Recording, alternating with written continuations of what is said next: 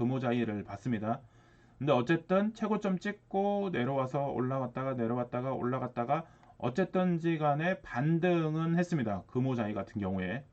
근데 오늘 임장갈 지역인 남성역 주변 아파트들은 지금 좀 어떻게 돼 있을까? 한번 이제 체크를 해보는 게 이제 좋을 것 같죠. 남성역 입지적으로 이제 확인을 해보겠습니다. 지금 네이버 지도로 한번 볼게요. 남성역 네이버 지도로 이렇게 보면은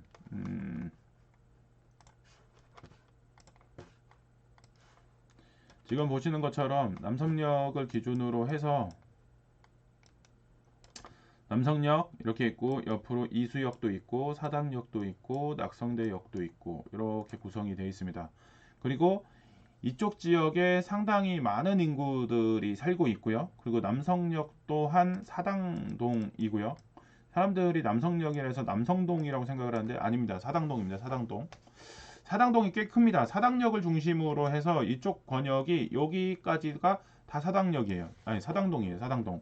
그리고 여기는 우리 지난번에 얘기했던 것처럼 관악구고 다시 한번 이게 복습이 되죠. 관악구 여기는 동작구 그리고 동작구 옆에는 서초구 이렇게 놓여 있는 곳이 남성역이고 그리고 이수역이 상당히 사람이 많죠.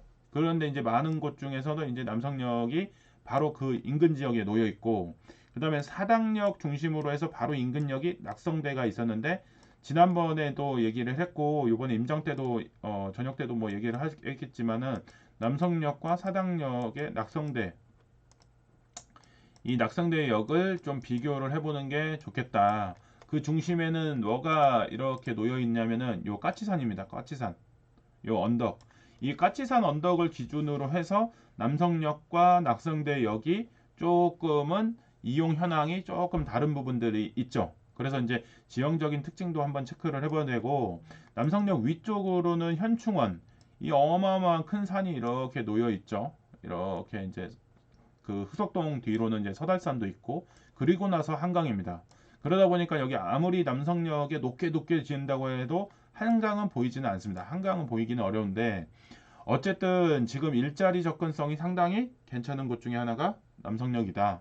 그래서 이 남성역 주변으로 해서 지금 변화 변동이 좀 일어날 수가 있는데 이 지역이 특징이 어떤 거냐 그리고 조금 인기가 많은 그리고 사람들도 선호하는 이수역과 사당역 바로 옆에 있는 남성역이기 때문에 이 지역에 가서 조금 체크해 볼 만한 게 어떤 게 있을까 그런 부분들을 한번 보도록 하겠습니다.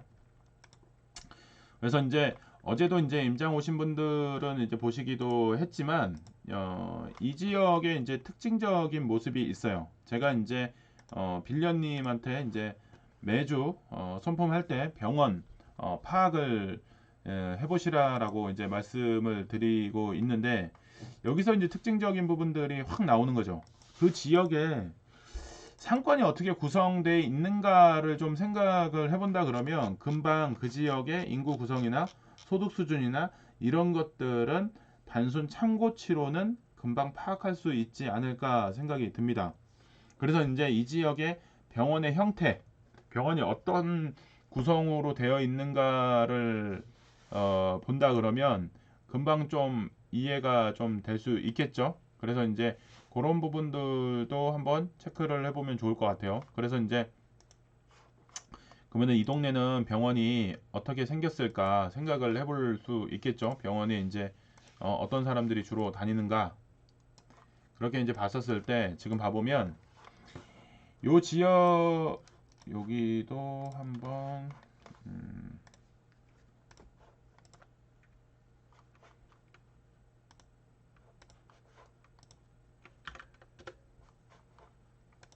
워키토키님이 13.3333으로 낙찰이 될 것 같다 라고 얘기를 하셨는데 그럴지도 한번 보겠습니다. 제갈님은 12.7억 워키토키님은 13.3333 이렇게 적어주셨네요. 네. 그래서 이제 이렇게 되어 있는데 이 지역을 특징을 이제 조금 더 이제 보겠다고 얘기했어요. 그래서 이제 병원이 어떻게 돼 있느냐를 이제 볼 때 대부분 그럼 병원이 뭐 어떻게 생겼겠어? 병원이 있겠지라고 생각을 하겠지만은 병원이 그냥 있는 건 아니죠. 예, 종류가 좀 다르겠죠. 그래서 이제 그런 것들을 또 같이 보는 게 이제 중요할 것 같습니다. 여기 이제 남성역에 이렇게 지도를 놓고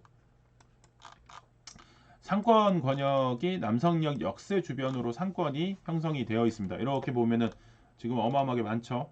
예, 상권들. 그래서 이제 음식점들이 상당히 많은 편인데 그러면서 병원을 검색을 해볼게요. 병원을 검색해 역 주변으로 병원이 있습니다. 역 주변으로. 근데 역 주변으로 있는데 여기 잘 이렇게 제가 조율을 잘못했다라고 뭐라고 할 수 있지만 정확히 다시 조율을 한번 해서 다시 한번 이렇게 보여드릴게요. 지금 보시는 것처럼 위쪽으로는 병원이 지금 없는 게 보이시죠? 왜냐? 산으로 올라가는 지역이다 보니까 상권 형성이 미비하고 이쪽으로는 병원 만들기가 적절하진 않죠.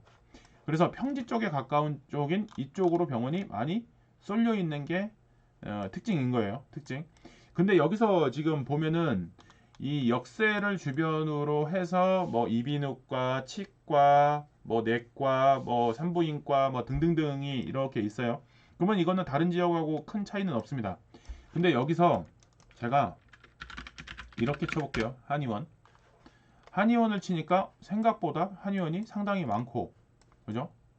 역 앞에도 있지만은 요 안쪽으로 이면도로 안쪽으로 들어가는 길목에도 지금 한의원이 이렇게 놓여 있는 모습을 볼 수 있습니다.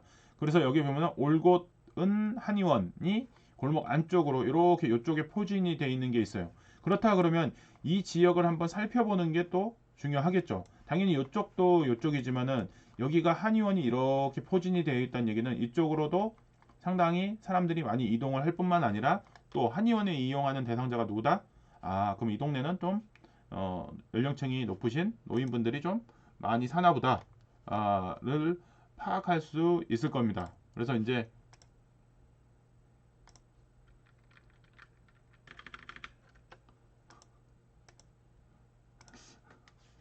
워키토키님은 서울숲 한신 매물 보고 왔다네요. 예.